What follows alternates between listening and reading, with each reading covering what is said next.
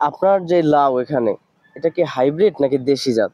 না, এটা হাইব্রিড জাত, এটার নাম ডায়না, লাল তীর ডায়না। আপনি দেশি লাউ চাষ না করে হাইব্রিড চাষ করার কারণ কি? দেশি লাউ চাষ দেখা গেছে তোমার দেশি একটা গাছে সর্বোচ্চ 20 থেকে 25টা ফল দিবে, আর হাইব্রিড একটা গাছে 1 থেকে 150 ফলন দিবে।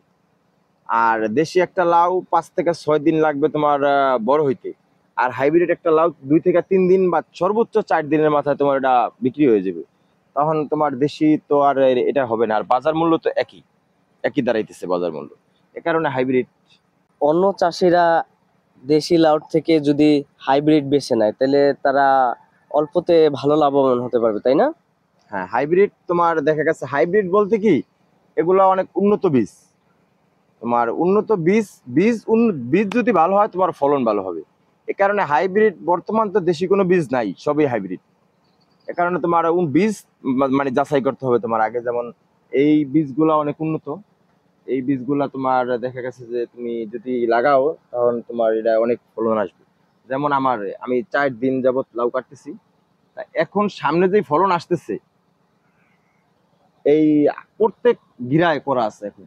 দেখা গেছে 8-10 দিন পরে তোমার প্রতি গাছে প্রায় 30 থেকে 40 পিস, মানে সবসময় অল টাইম থাকবে।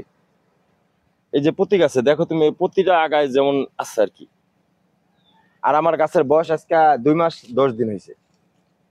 2 মাস 10 দিন? জি। আপনার আরো কতদিন মনে করেন এখানে ফলন দিবে? এটা তোমার গাছের গোড়ার উপরে নির্ভরশীল। যেমন আমাদের এই যে গাছগুলা, যেমন গাছের গোড়ার আগাছা মুক্ত রাখতে হবে।